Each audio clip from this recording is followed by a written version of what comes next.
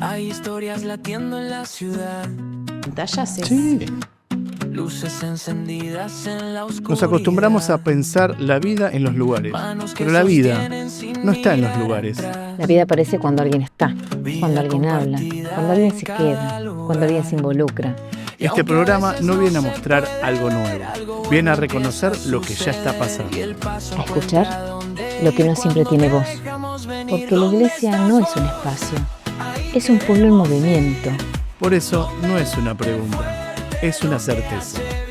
¿Dónde estás vos? Ahí está latiendo la vida. Buenas, buenas, buenas, ¿cómo andan ¿Estamos todos? vivos? ¿Estamos vivos o no? Claro, arrancamos, ¿para qué arrancamos? ¿Cómo andas, Mar? ¿Cómo andas, Franco? ¿Cómo andas, Dick? Hello. Yo, re bien, mejor que nunca. Falta la pecherita, las camiseritas, falta eso. Pecheras. Las camisetas. Una remera, pero yo con no el logo sé si van chiquito, con con la logo idea, chiquito. Sí. Tipo los 4 con una remera igual. No, pero empezar a sacar, No. tipo... Ah, usted dice merch. ¿Y quién dice? ¿Cómo se nota que siempre va entrando gente nueva en la casa, no? Y sí. Porque cada vez alguien trae algo. Eso es lo bueno de las casas, la dinámica que se da, se cambia energía, se cambia comunicación, ideas, proyectos. Y bueno, de eso se trata esta casa, ¿no? De que estemos todos representados. Me encanta tu acento. Me deja así, no podía. Gracias. Hoy vinimos coloridos, sí. Sí, macheados. Machi. Y acá también, Vos tenés un- por acá también. Todos. No, pero eso no es marrón, ¿o sí? Sí, puede. Estaría, No sé, estaría. depende cómo lo mires. Si lo dices desde Venezuela, sería tirando a vino tinto. Tirando Claro. Muy bien, ahí le salió el vino tinto de adentro. Adentro, sí. Sí, Bien. pero no es marrón. Che, ¿qué? Sí. Te dijo oveja negra. No se lo permito. Hago. ¿Cómo No me te va a gustó, decir así? no me gustó. No. Yo no quise decir De nada, la no produ me le dicen gustó, oveja negra. no me gustó. No. Pero oveja negra está bueno. Tipo, es Y como no la sé. oveja elegante, fachera. ¿Podemos recomendar películas? The A Ship ver. Detective, ahí hay una oveja negra.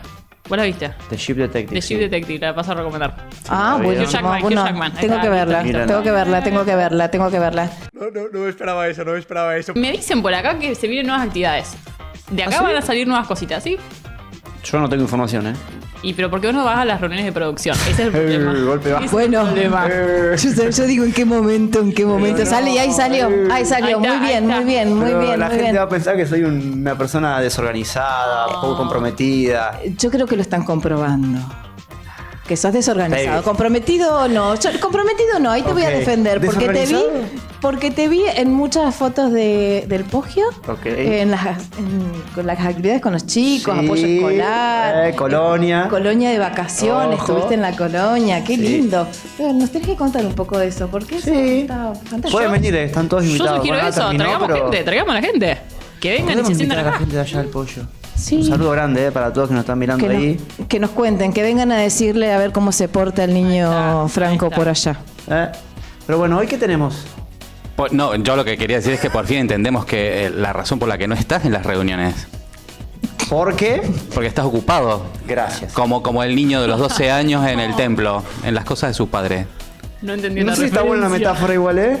No sé si yo me creo que está sí. diciendo algo lindo. El niño Jesús a los 12 años. ¿Me comparás con Jesús? Ocupado en las cosas de su padre, claro. Yo creo que se va a venir, se va. No. Te estoy defendiendo. No, yo pienso. Se me cayó muy bien. No. ¿Por qué no pasamos a la entrevista del día de hoy? Dale. Mejor pasamos así, bueno, rapidito a la entrevista. A veces todo empieza con algo que parece inofensivo, una forma de escapar, de sentirnos mejor, de pertenecer o simplemente de tapar por un rato aquello que nos duele. Pero, ¿en qué momento dejamos de elegir y empezamos a perder el control?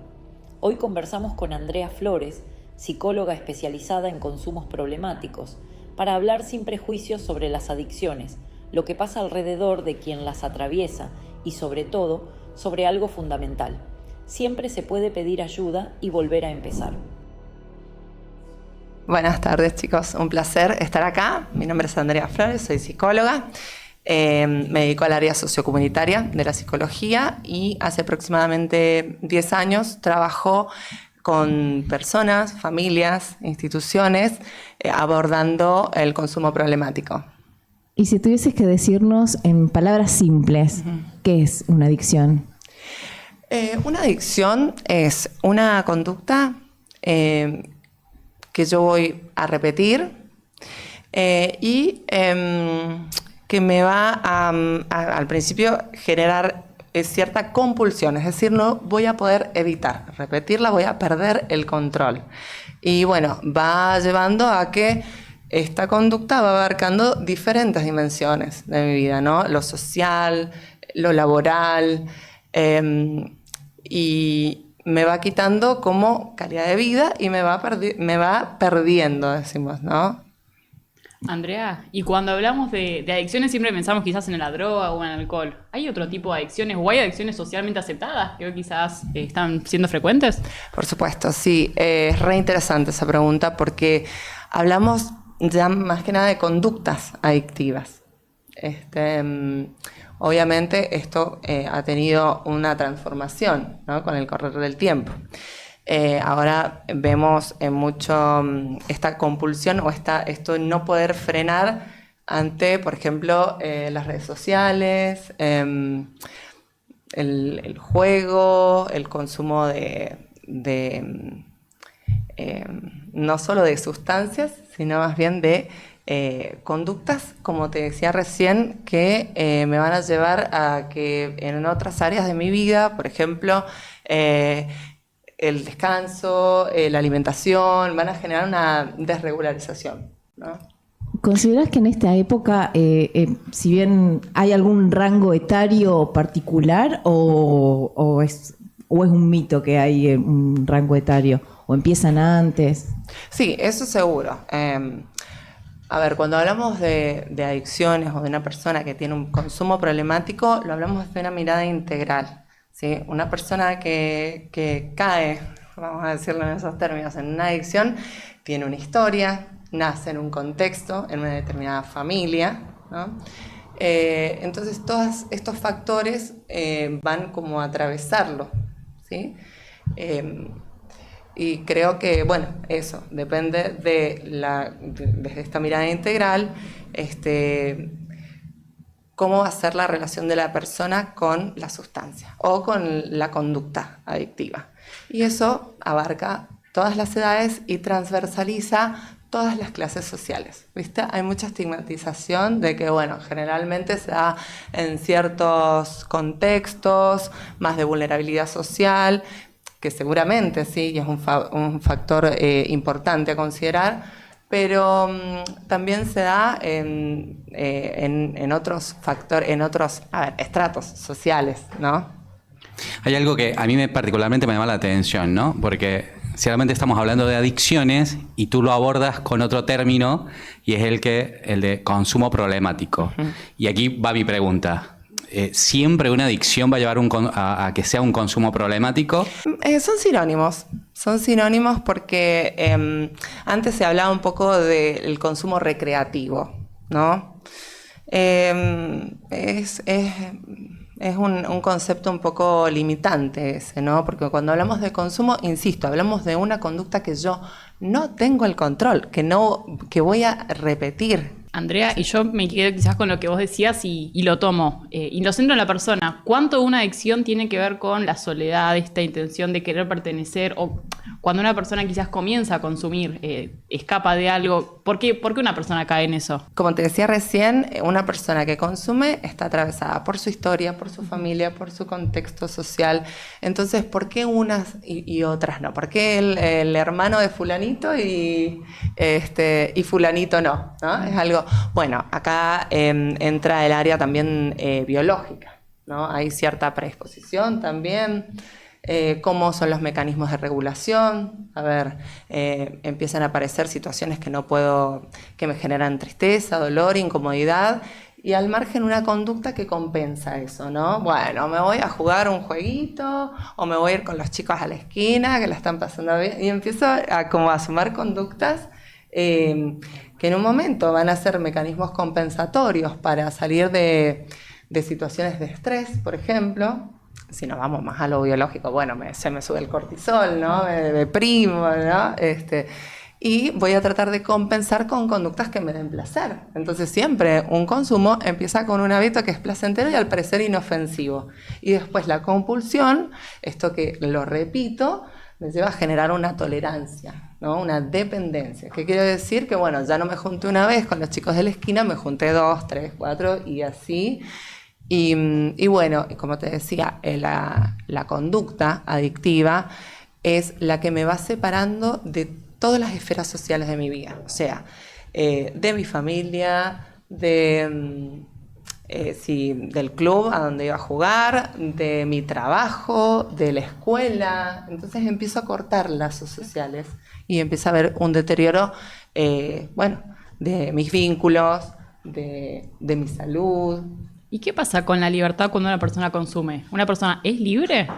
Y no, absolutamente. No, para nada. De eso se trata precisamente. Voy perdiendo mi libertad porque es algo que yo no puedo manejar. Entonces termino siendo presa de esta conducta, de esta compulsión, de esto que no puedo frenar, ¿no?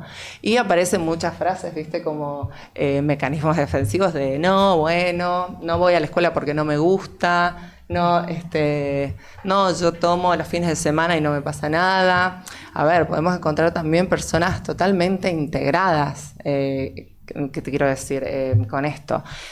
Integradas laboralmente, por ejemplo, una persona que cumple sus funciones laborales y después va a su casa y consume, no sé, alcohol, por ejemplo, ¿no?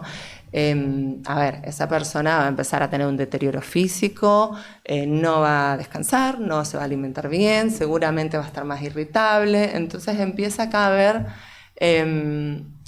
lo que llamamos por ahí una patología dual, ¿viste? Cuando el consumo también está atravesado por un deterioro de las funciones cognitivas, por ejemplo. Ya presto menos atención, me olvido de las cosas, ¿no? Y cae en diferentes estados de ánimo y eso se va haciendo cada vez más, va deteriorando cada vez más la salud y se cae generalmente en trastornos mentales.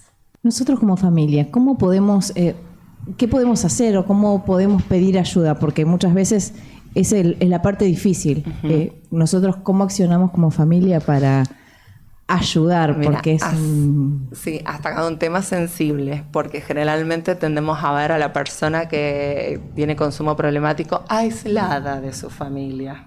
Hay que abordarlo también desde esta mirada, ¿no? Que la familia debe ser un sistema en el que se contenga, en que se escuche, ¿no? Donde están estas funciones primarias. Y bueno, hay que ver en qué punto estas funciones no fueron suficientes para contener a esta persona, ¿no? Uno dice, pero si yo hice todo, ¿pero qué pasó, no? Creo que eso es lo difícil como familia, poder decir, parar un poco y decir... Mira, acá aparece también en la familia un mecanismo, la negación. ¿Viste? Muchas veces la familia pasa por una etapa de negación y a la persona le pasa algo pero no sabemos bien qué es. Bueno, él es así, él contesta mal, él se va, a él le gusta la calle, a él le gusta jugar, ¿no? Entonces empiezan como a justificar ciertas conductas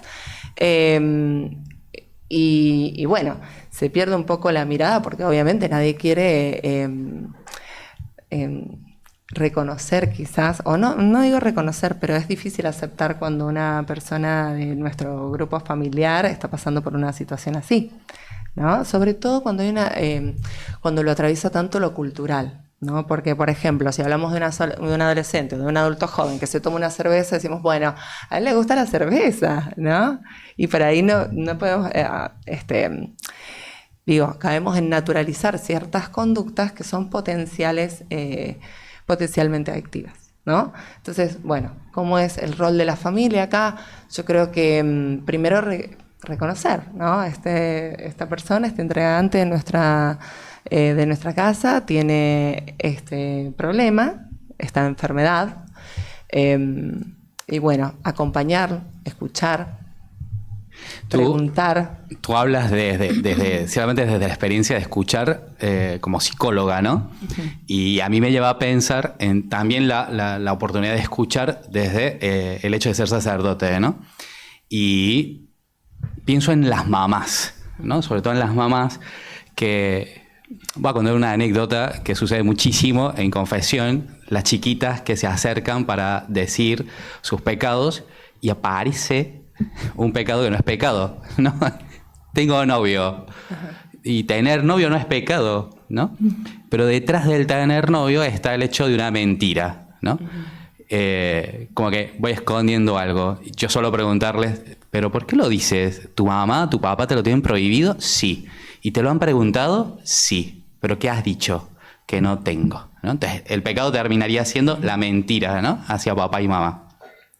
Y lo que he ido aprendiendo, también acompañando a estos papás de estos chicos o chicas, es que cuando lanzan la pregunta, es que ya lo saben. Y lo que necesitan es una confirmación de lo que ya saben. Pero quien lo tiene que confirmar es su hijo, su hija, ¿no? En el caso de la adicción, ¿no? Del consumo. La mamá que lo sabe, pero no lo verbaliza, no lo dialoga en casa porque no quiere escuchar que su hijo le diga lo que ella ya sabe. Exactamente. O sea, la mamá sabe que su hijo está en consumo, porque lo ha notado raro, no sé qué, se ha encontrado con algo por ahí y lo quiere dialogar, pero tiene miedo de que su hijo le diga, sí, estoy en consumo. Porque qué dolor, ¿no? Porque qué dolor. Entonces, en el tema del consumo, no solo está la persona que consume, ¿no? Sino está todo lo que le rodea, ¿no? Todo, su familia, sus papás, sus hermanos, que también se ven afectados, ¿no? Y quizás es por ahí donde le llamamos entonces problemático, ¿no? Porque es un problema que afecta también a ese núcleo en el que está. Tú hace ratito decías esto de que va cortando con sus círculos sociales, ¿no? Va cortando con sus círculos sociales, pero de cierta manera creo que va conectando con unos nuevos círculos, ¿no? Quizás este chico que está con su grupo de amigos no ha consumido nada, pero para sentirse aceptado termina entonces también consumiendo igual que los demás para ser parte de este nuevo grupo social en el que se encuentra vinculado. Absolutamente, sí, exactamente. Andrea, y te llevo ahora un poquito a la voz que ahora va a salir y el lunes va a salir a trabajar. Vos que todos los días vas y acompañás estas realidades, ¿qué te llevas, qué encontrás y cómo encontrás fuerza también para seguir acompañando esto, que debe ser complejo? Bueno, yo recomiendo la terapia.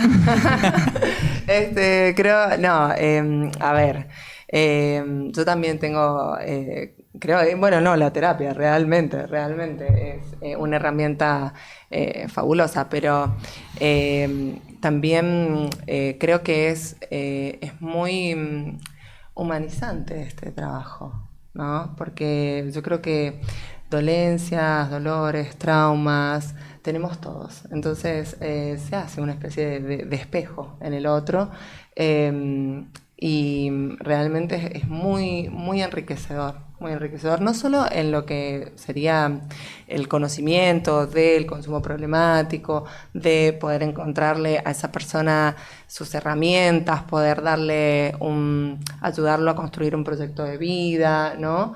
Sino también desde un costado, quienes practicamos también cierto credo, ¿no? Nosotros, las personas que tenemos en cuenta nuestra dimensión espiritual, también encontramos ahí cierto regocijo, ¿no? En darle al otro quizás algo que a mí también me gustaría recibir, ¿no? Una palabra de aliento, de contención, una escucha. Ah, mirá, no veía esto de mí, ahora lo veo, ¿no? Eso creo que es así, que es algo mutuo. Te hago una consulta quizás un poco más personal. ¿Vos elegiste trabajar en adicciones o el trabajo te eligió a vos? Porque viste que son dos maneras de ver las cosas. Sí. Esa es una pregunta muy común, sobre todo para los psicólogos en general, porque nos dicen, ¿por qué la psicología, no? Hay algo ahí que seguro, obvio, sí, y el que te diga que no, creo que está siendo reduccionista. Yo creo que somos tan amplios, nos atraviesan tantas experiencias que seguramente siempre hay un motor o hay un sentido para esto. En mi caso sí, yo creo que han habido personas, quizás a lo largo de dos personas puntuales, ¿no? Que he visto cómo el consumo problemático los ha deteriorado.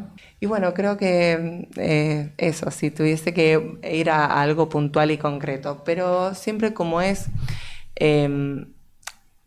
Como es importante sostener esta mirada integral que te digo, creo que de alguna manera el consumo nos atraviesa, no solo por tener un amigo, nos atraviesa constantemente. O sea, ¿cuántas veces pasa que estamos, bueno, tengo un ratito para descansar y me pongo a ver las redes, ¿viste? Y empiezo como, ¿viste? Ya no sé, y viene mi hijo y me dice, Chema, y ya no le presté atención y ya empiezo, ¿no? Entonces es algo que parece como muy grande, pero también está en el día a día de cada uno, ¿no? Eso también es consumo y termina generando una distancia capaz entre la familia, entre los miembros de la familia, ¿no? Que parece algo sutil o insignificante, digo, bueno, es parte de la vida, pero a veces no, y a veces genera, como te digo, o es el cimiento para otras conductas, ¿no? Para la famosa conducta adictiva. ¿Vos crees entonces que quizás esta vorágine de las redes sociales y qué sé yo es como que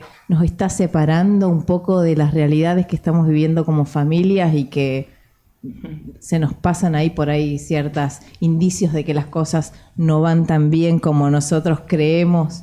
Es una opinión personal, pero también lo veo, ¿viste? Lo veo al trabajar, como te digo, de esta manera integral, de decir, bueno, está este chico, está esta familia, están en este barrio. Es como, también veo cómo esto que vos decís, esta compulsión a agarrar el celu, esto de mostrarme, siempre mostramos, ¿viste? En las redes sociales que estamos fantásticos, divinos, no tenemos un problema. Y eso es mucho el consumo, ¿no? Como quiero estar bien todo el tiempo, ¿no? Hay sentimientos que son naturales, que son humanos. Me puedo permitir estar triste, me puedo frustrar, ¿no? Y aparece esto que tiene mucho la red social de mostrarme bien, ¿viste? Y eso es una conducta tapadora de cosas, ¿no? Como hace el consumo. Tapando. Ya que tocas red social, ciertamente vemos muchos papás con sus hijos en entregarle el teléfono y que estén ahí y pasen el rato, ¿no? Pero que quizás eso nos ha llevado a distraernos y no darnos cuenta que también hay mamás y papás que pasan tanto rato en el teléfono, ¿no? Y descuidan de cierta manera también a sus hijos, ¿no? Ahí también, o sea, juzgamos, por decirlo de una manera, ¿no? Juzgamos a los chicos, niños, jóvenes, adolescentes, por estar muy metidos ahí, en las pantallas, ¿no?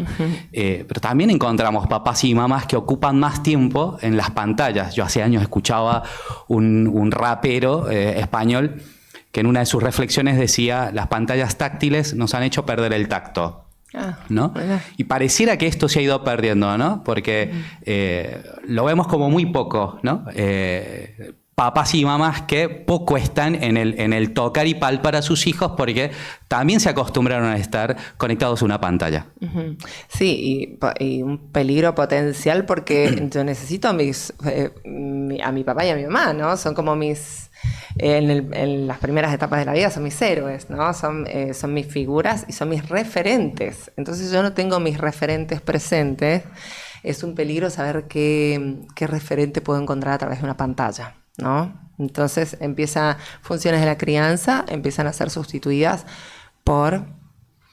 Lo que se encuentren. Lo que se encuentre, que hay de todo, ¿no? Entonces es súper peligroso eso en realidad. ¿Debe un papá o una mamá revisar el teléfono de sus hijos? Yo creo que sí, yo creo que debe ser, por supuesto, esto consentido, ¿no?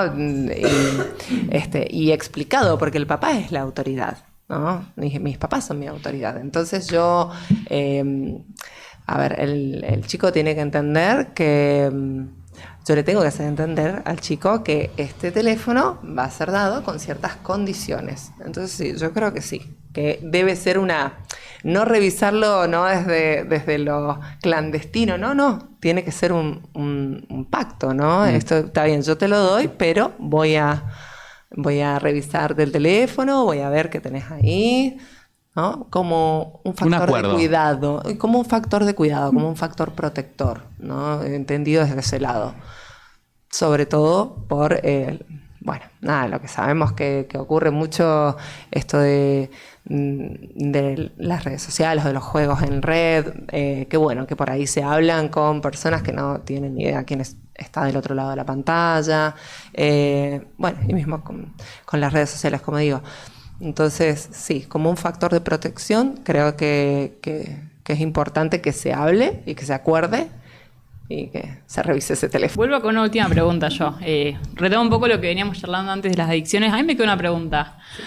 ¿Dónde puede encontrar una persona esperanza cuando piensa que quizás ya perdió el control de su vida? ¿Cómo una persona sale de eso? Bueno, con el consumo problemático ocurre esto de que aparecen como te decía recién, una negación al principio de no, yo no tengo ningún problema, ¿no?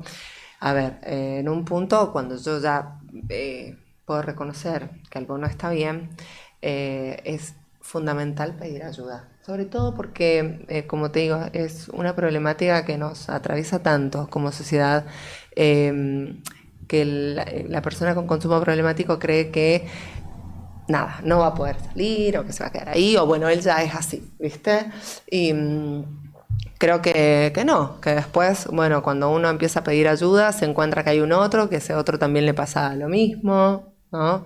Es importante esto, como decíamos, que la persona al cortar con sus lazos por la conducta adictiva, lo ideal es que empiece a comunicarlo y que empiece a expresar o a pedir ayuda al otro.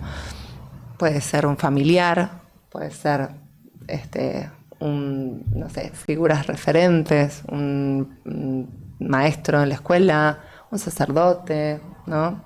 Pero lo importante es eso, el primer paso es pedir ayuda. Pedí ayuda.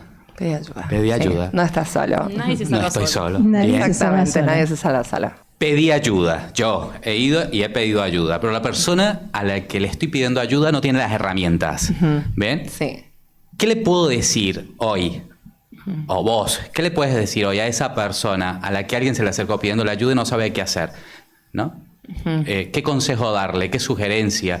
¿Qué dato? ¿No? ¿A dónde ir? ¿A quién buscar para que pueda comunicarle a este que está pidiendo ayuda los pasos a seguir en esa respuesta que espera?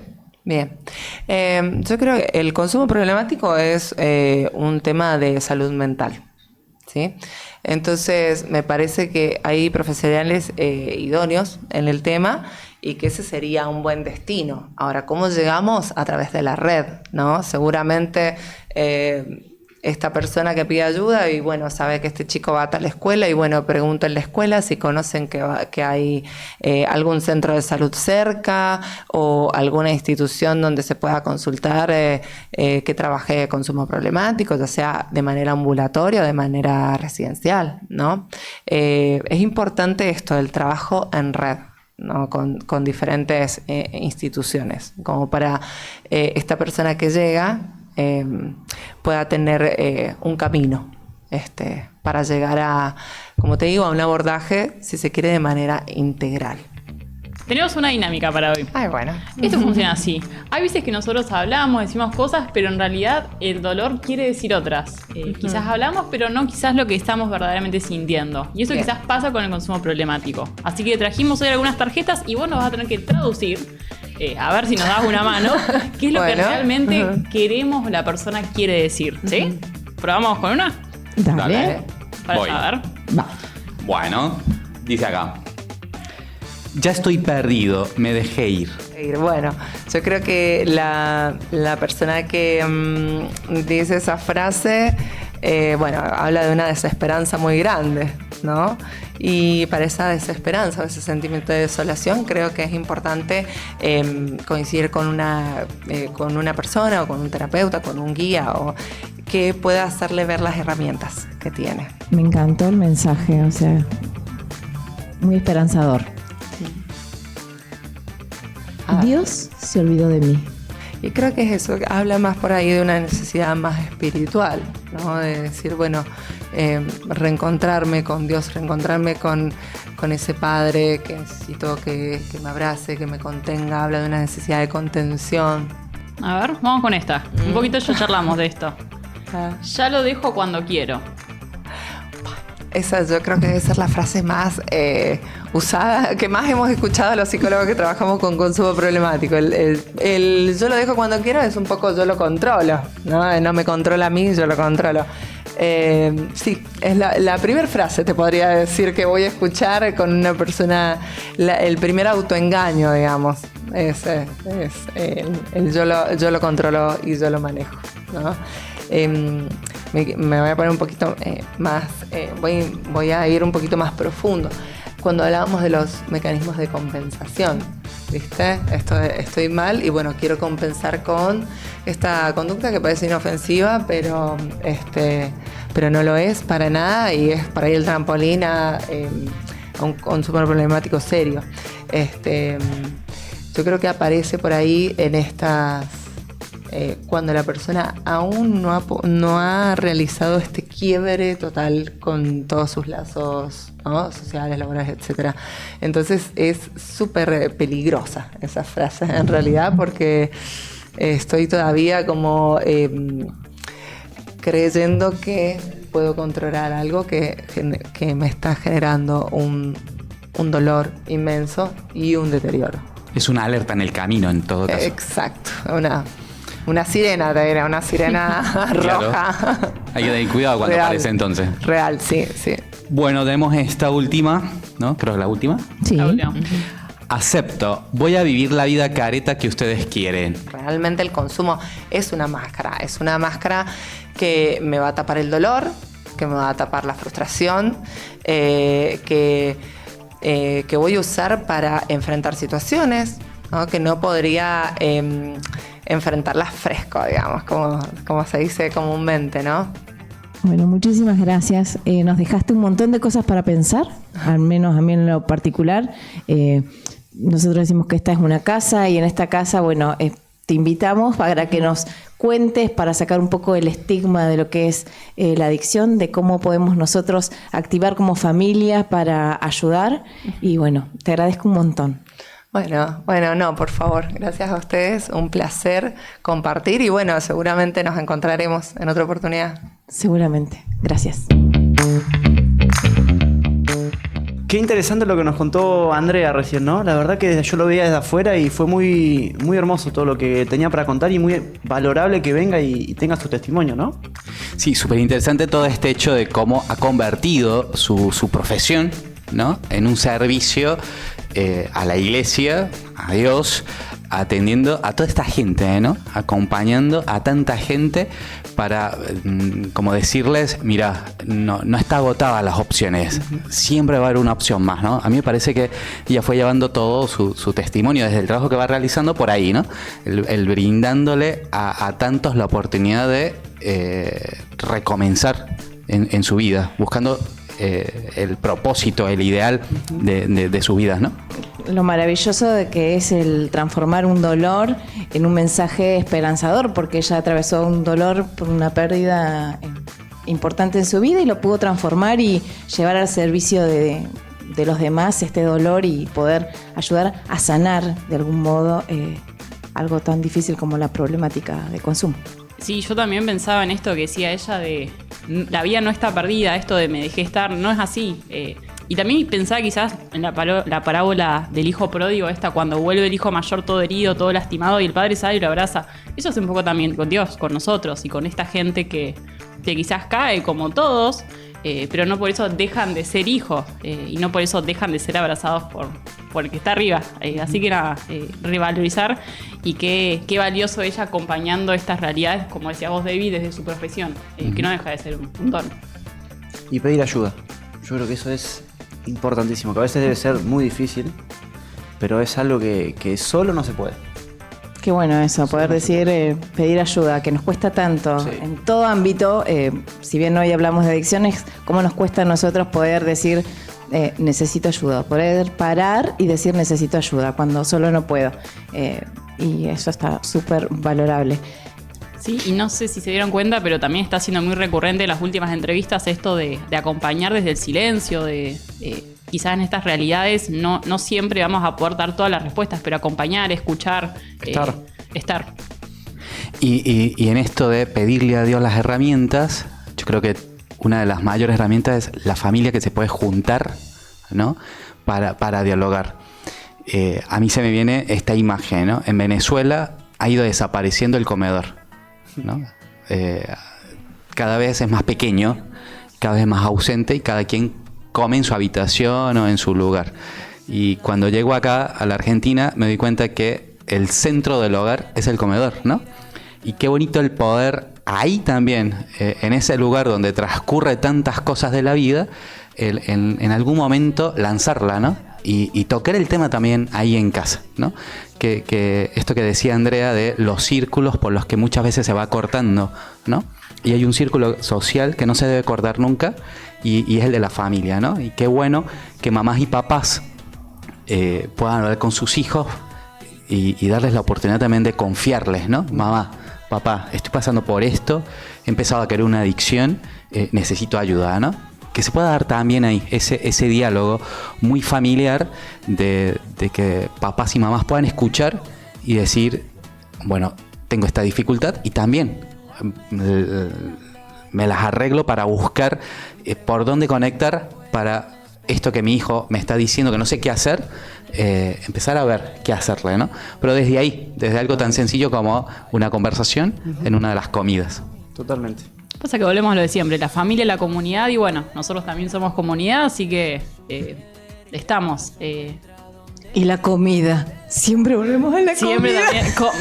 Es un chiste interno, después te van a poner al tanto. Siempre decimos que tenemos una cuestión acá con la comida, que terminamos hablando de cosas profundas y terminamos, qué rica la comida. Lo he visto.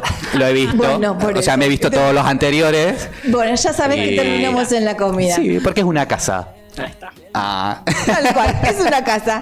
Bueno, los invitamos a seguirnos en las redes sociales. Tenemos nuevas redes sociales, Instagram y las de las diócesis. Ok, bien. Seguimos saliendo por YouTube y por Flux. Les agradecemos a toda la gente de Flux que nos dan una mano y siempre nos tienen ahí presentes. Salimos los viernes a las 20 horas, y los sábados 13:30. por la tele. Ah, qué equipo que hicimos. ¡Ey! ¡Ey! No dijeron nada. ¿Vieron? Yo no quería cortar ese momento, me encantó. ¿Vieron? A veces coincidimos. A veces Es coincidimos. tan fácil tener un compañero como yo. Bueno, gente, Nos ya vemos. volvimos a la realidad. No baja más. Chao, muchas gracias. Chao, chao. Con el corazón cerca de tu latir. ¿Dónde estás vos?